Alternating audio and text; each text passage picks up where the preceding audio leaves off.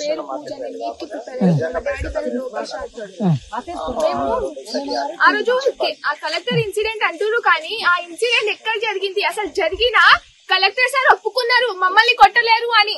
అయినా కొట్టిరు అని రేవంత్ రెడ్డి సార్ ఏమో కేసులు పెడుతున్నారు సార్. 150 కేసులు పెడితే నైట్ 150కి వచ్చి నైట్ 130కి వచ్చిరు సార్. నైట్ 132కి వచ్చి లైట్ ఆఫ్ చేసారు, అన్ని ఆఫ్ చేసేసారు.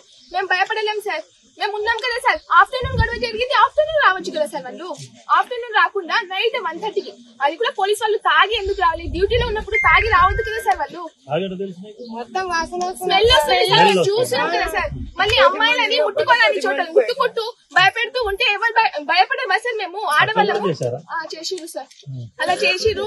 మళ్ళీ ఆ తర్వాత వాళ్ళని తీసుకువెళ్ళారు, ఎవరైతే స్టూడెంట్స్ ని కూడా ఇచ్చిపెట్టకుండా తీసుకువెళ్ళారు.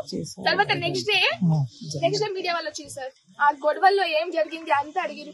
మీడియా వాళ్ళేమో ఏమేమో పెడుతురు సార్. మేము భూమి ఎందుకు ఇవ్వాలి sir? Okay, Revanth Reddy sir కి ఇంటెన్షన్ ఉండొచ్చు, వాళ్ళు అందరికి మందులు మెడిసిన్స్ అన్ని దొరుకుతాయి. మేము కూడా మనుషులమే కదా సార్, మేము మిడిల్ క్లాస్ సార్.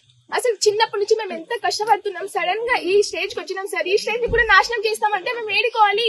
అంటే ఆయన ముఖ్యమంత్రి అయిన తర్వాత కొడంగల్ ఏరియాలో ఇక్కడ ఉండేటువంటి ప్రజలందరికీ మీలాంటి చదువుకున్న అమ్మాయిలకు అబ్బాయిలందరూ కూడా అభివృద్ధి చేద్దాము, వీళ్ళందరికీ ఉద్యోగాలు ఇస్తామని.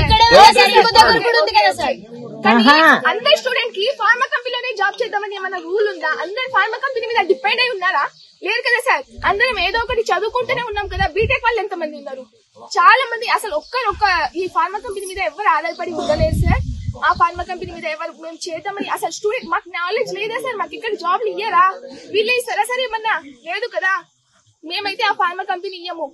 అందరికి హెల్ప్ అంటారు సార్. ఇక్కడంతా పండవంట. ఏం పండవంట? నిన్న రేవంత్ రెడ్డి సార్ లీవ్ లో మాట్లాడుతున్నారు. అవును కదా సార్, మీరు చూస్తారు కదా సార్. అదే ఏం పండని చోట్ల ఒక్కొక్క పల్లెలో 6-7 మెంబర్స్ ఉంటాము, వాళ్ళకి ఎక్కడన్నా భూములు ఇస్తామంటారు సార్. మేము మనుషులం కాదా సార్? మేము కూడా ఈడి వరకు వచ్చినాం కదా. మా చిన్న ఫ్యామిలీ అని మమ్మల్ని నాశనం చేసేసి పంపిస్తే మేము ఏడుకోవాలి? రేవంత్ రెడ్డి సార్ ఆ రోజు ఓకే సార్, కలెక్టర్ గవర్నమెంట్ అధికారి కదా సార్. మరి ఆ సార్ వెనకాల సెక్యూరిటీ రాకుండా తిరుపతి రెడ్డి సార్ ఎవరు? ఆ రోజు ఉన్నారా తిరుపతి రెడ్డి గారు? లేరు. నెక్స్ట్ డే మేము అందరినీ భయపెట్టి పంపించేసి 50-60 కార్స్ 3-4 బస్సెస్ సెక్యూరిటీ సార్ వాళ్ళకి. ఎందుకు సార్ వాళ్ళకి? Tirupati Reddy sir ward number కూడా కాదు కదా sir. Tirupati Reddy sir ward number కూడా కానప్పుడు తిరుపతి రెడ్డి సార్ వెనకాల ఇంత సెక్యూరిటీ ఎందుకు? గవర్నమెంట్ అధికారి కదా, తన వెంట లేనిదే ఈ తిరుపతి రెడ్డి సార్ వెనకాల ఎందుకు? మళ్ళీ ఆ సార్ ఎందుకు వచ్చి వార్నింగ్ ఇవ్వాలి?